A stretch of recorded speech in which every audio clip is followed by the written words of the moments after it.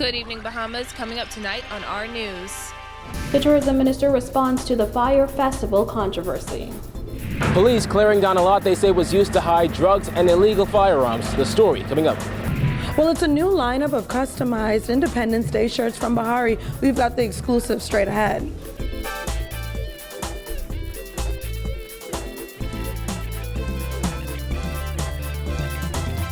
Our news is brought to you by Alive, the nation's newest and best LTE network. Good to be alive. Welcome to our news and thanks for joining us. I'm Christina McNeil. Topping news tonight, there is good news and bad news in the aftermath of the disastrous Fyre festival that was supposed to be held in Exuma earlier this year. Tourism Minister Dionisio de Aguilar confirming today that the Bahamas government has recouped some losses from that controversial event, but private vendors have not been so lucky. Jasmine Brown explains in this report. De Aguilar says when all is said and done, those vendors may never recoup their losses. It relates to local vendors. Unfortunately, the chap went bankrupt. The event crashed and burned. And, that's one of the risks of business. When you go into business, there's a possibility of something happening. Business is risky, and you take a risk when you go into business. And it's not the purpose or job of the government to guarantee your return.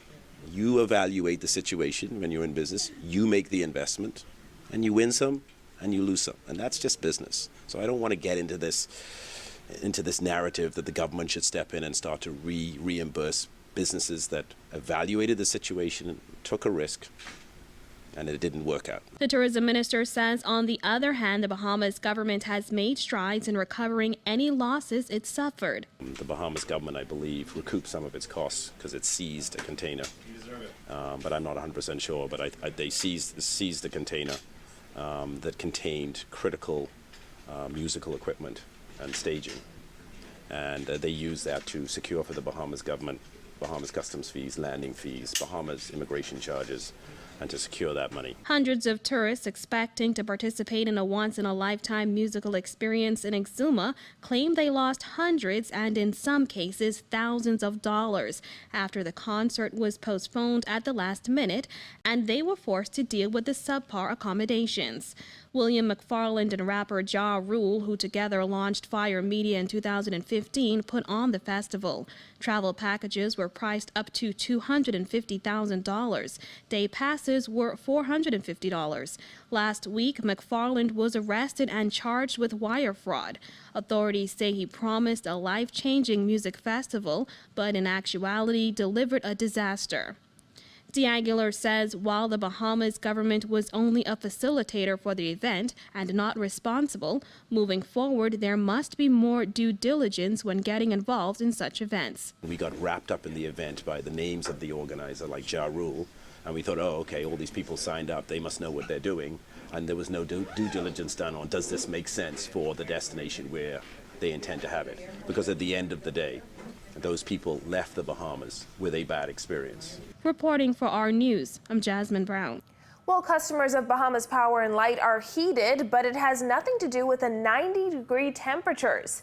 A central bank economic report for May revealed an almost 50% increase in BPL's fuel charge year on year.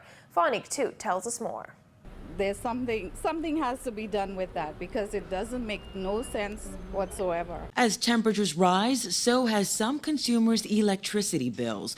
According to the Central Bank of the Bahamas' economic report for May, Bahamas Power and Light's fuel charge increased by 8.3% to 13.7 cents per kilowatt hour on a monthly basis, and by 49.7% when compared to May 2016.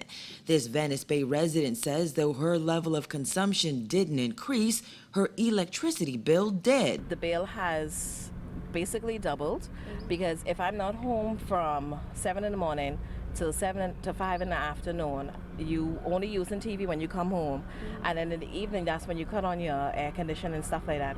Why has my bill increased a lot? This month it was $285.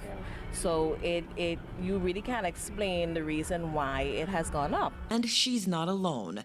Athra Lang says though many consumers tend to see an increase around the summer months when they use air conditioning, she's still relying on her fans. You just paid your bill, and as I think you said you did see an increase in your bill, correct? Yeah. About how much would you say normally is it?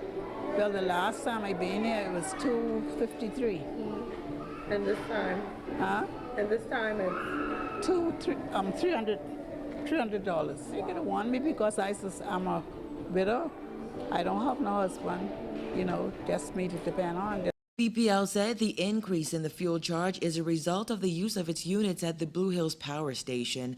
The company said in a statement, at the close of last year's summer season, BPL began a robust plan to overhaul its engines at the Clifton Pier Power Station in preparation for the 2017 summer season. Between October 2016 and March 2017, 4 engines at the Clifton station were overhauled. This resulted in greater reliance on the units at Blue Hills, which uses more expensive ADO. Therefore, there would have been a higher fuel charge compared to when engines at Clifton are still in service. However, that explanation is not sitting so well with these BPL customers who say the company should have advised the public. It's really unfair how you could just increase on people without informing them of the increase. But I'd like to know why. I'd like a little bit of transparency. Just a little bit. It's supposed to be the people's time in this country, right? Okay, bye-bye. BPL said it intends to publicize such changes on a monthly basis when its website is fully operational. To make matters worse, these frustrated customers say though their bills have increased, they're still forced to put up with power outages in the sweltering summer heat.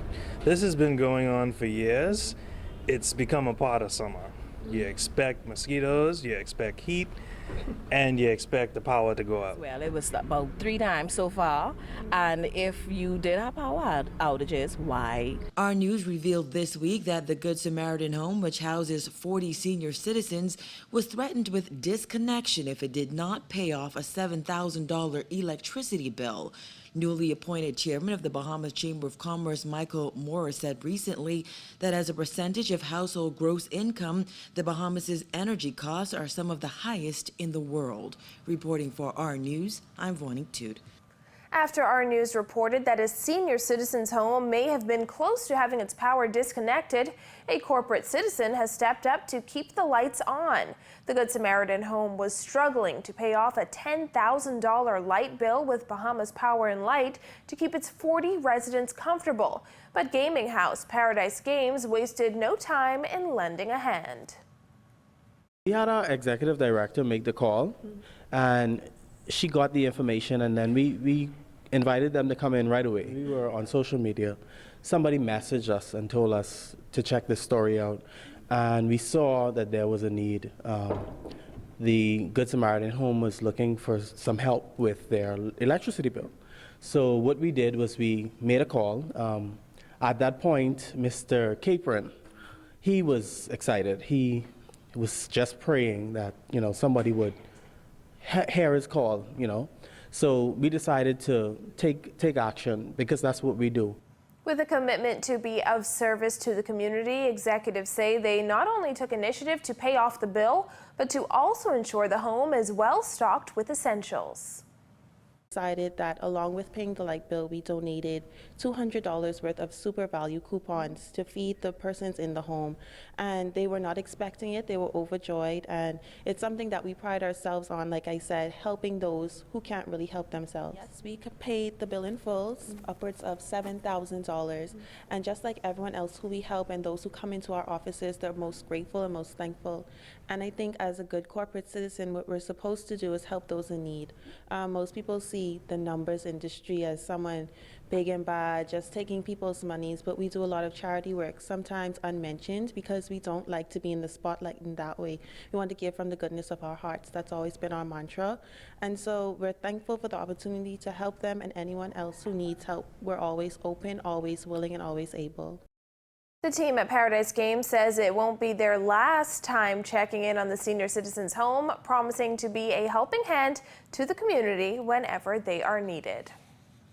In other news, noted physician Dr. Baldwin Kerry has died.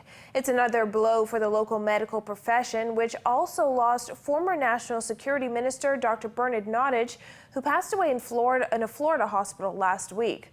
Former Prime Minister Perry Christie, who is Kerry's first cousin, says he suffered a massive heart attack today, and family members had gathered at Doctors Hospital. Speaking with our News via telephone, Christie called Kerry's death a tragic event for his family and the country. He said Kerry, who specialized in gynecology and obstetrics, studied medicine during the same period as Dr. Nottage, and the two were very close. Dr. Kerry, I'm advised, just had a massive heart attack and died.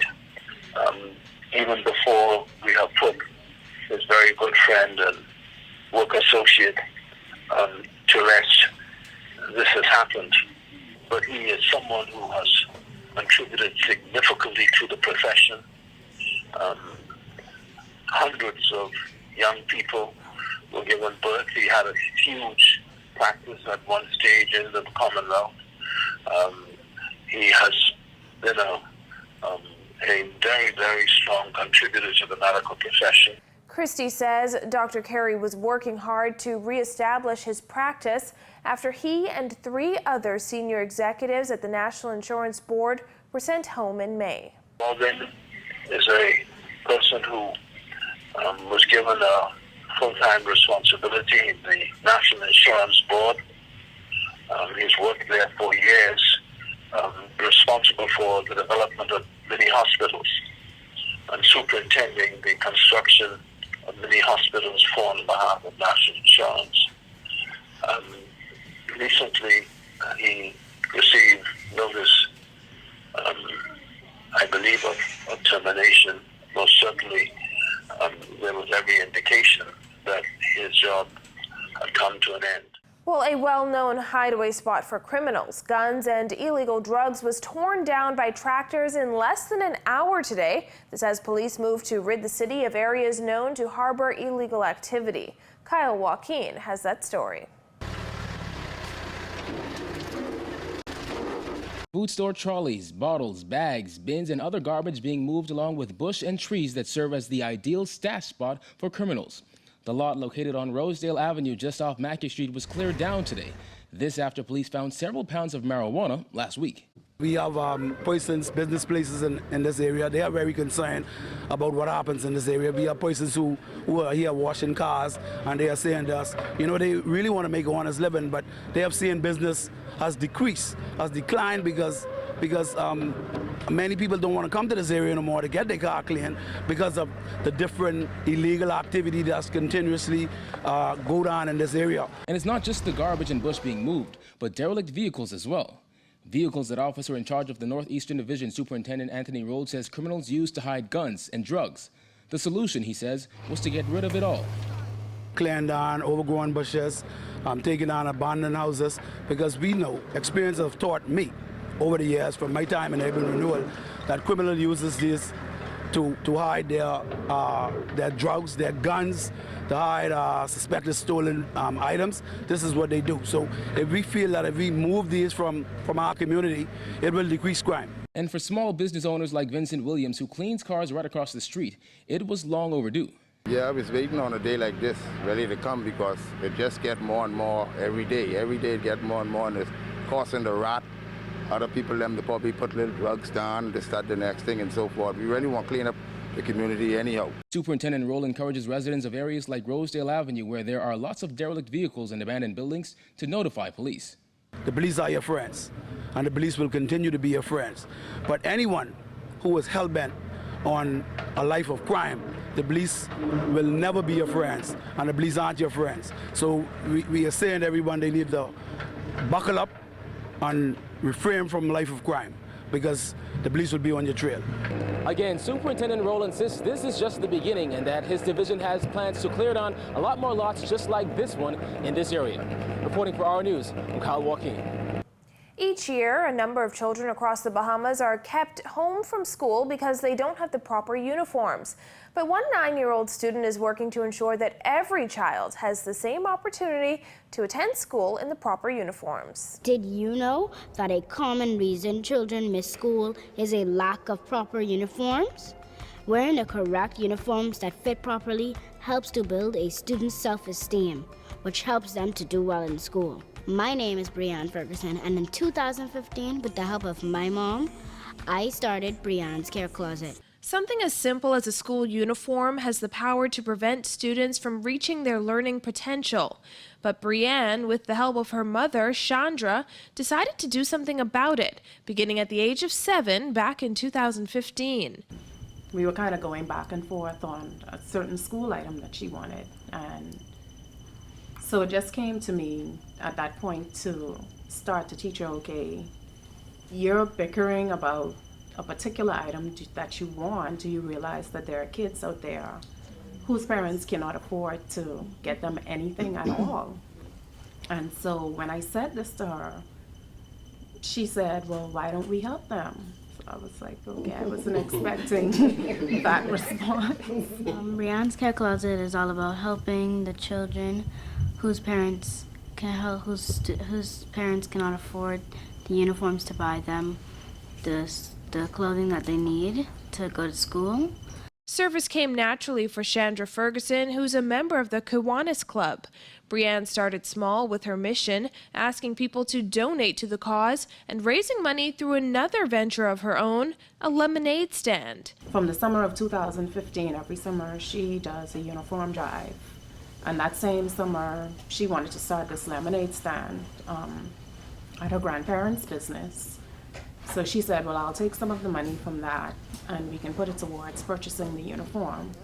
It's amazing the amount of families that are living in poverty and the amount of kids that are actually kept from school because of uniforms. That's something that we think is so simple and doesn't matter. Last year, students on Acklands benefited from Brianne's Care Closet, but this year, Brianne plans to help about 200 students on 2 other islands. Last summer, at the end of Ackland, she said, Mommy, next year I want to go to Andros. And I was like, okay, I don't know why you would randomly choose Andros. And then in October, Hurricane Matthew hit. So that was like, wow, you know, maybe she knew something that we didn't, but in August we'll be going to Andros this year to give uniforms to the kids there, and we'll also, there's only 30 students in Mayaguana, and we were approached to assist them. Brianne's Care Closet was the recent recipient of a Cable Cares Foundation grant, which will help her to fulfill her mission this year and ensure that less fortunate children fit in with everyone else when the new school year begins. But there's still more work to be done. There are a few ways you can assist. Donate new or gently used uniforms. Donate cash, which goes towards the purchase of new uniforms. Purchase Care Closet lemonade this summer, and volunteer to work at the Care Closet uniform drive. To learn more, visit briannescarecloset.com or find her on Facebook. Still to come on our news, the tourism minister addresses a damaging video making the rounds on social media that says the Prime Minister talks tourism in Grenada. That and more when our news returns.